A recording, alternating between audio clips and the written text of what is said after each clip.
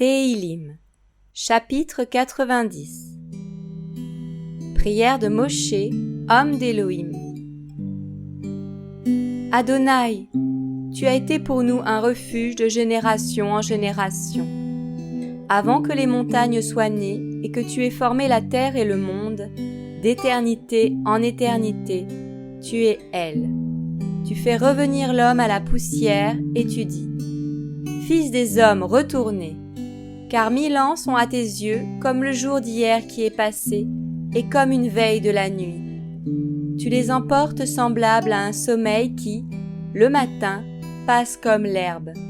Elle fleurit au matin et reverdit. Le soir on la coupe et elle se fane. Car nous sommes consumés par ta colère et nous sommes troublés par ta fureur. Tu as mis devant toi nos iniquités et à la lumière de ta face nos fautes cachées. Car tous nos jours s'en vont par ta grande colère et nos années se consument dans un soupir. Les jours de nos années s'élèvent à 70 ans et pour les plus forts à 80 ans. Et l'orgueil qu'ils en tirent n'est que peine et misère, car le temps passe vite et nous nous envolons. Qui connaît, selon ta crainte, la force de ton indignation et de ta grande colère? Enseigne-nous à compter nos jours, afin que notre cœur vienne à la sagesse. Yahweh, reviens. Jusqu'à quand? Sois apaisé envers tes serviteurs. Rassasie-nous chaque matin de ta bonté, afin que nous nous réjouissions et que nous soyons joyeux tout le long de nos jours. Réjouis-nous autant de jours que tu nous as affligés, autant d'années que nous avons vu le malheur. Que ton œuvre se voie sur tes serviteurs, et ta gloire sur leurs fils. Que la grâce de Yahweh notre Elohim soit sur nous, et affermis l'œuvre de nos mains, oui, affermis l'œuvre de nos mains.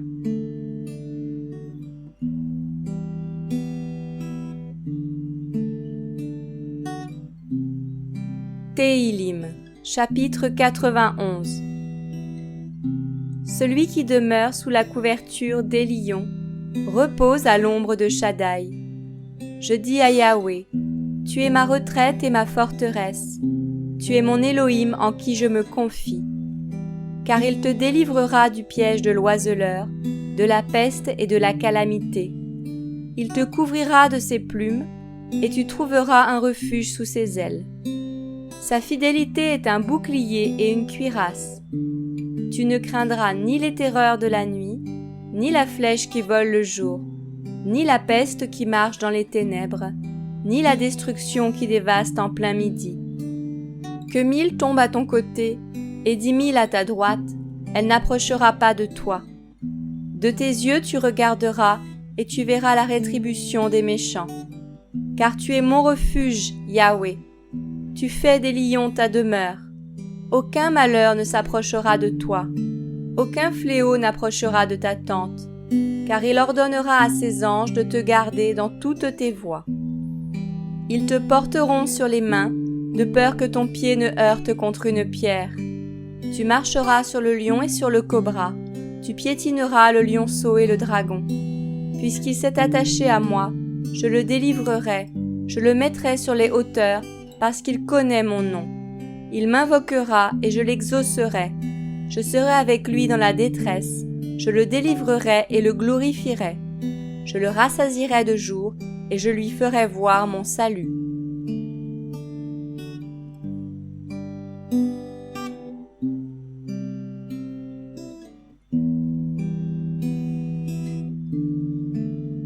Téhilim, chapitre 92. Psaume, cantique pour le jour du Shabbat. C'est une belle chose que de célébrer Yahweh et de chanter ton nom, Elion, afin d'annoncer chaque matin ta bonté et ta fidélité toutes les nuits, sur l'instrument à 10 cordes, sur le luth et par un cantique médité sur la harpe. Car Yahweh, tu me réjouis par tes œuvres, je me réjouis des œuvres de tes mains. Yahweh, que tes œuvres sont magnifiques, tes pensées sont merveilleusement profondes. L'homme abruti n'y connaît rien, et le fou n'y prend pas garde.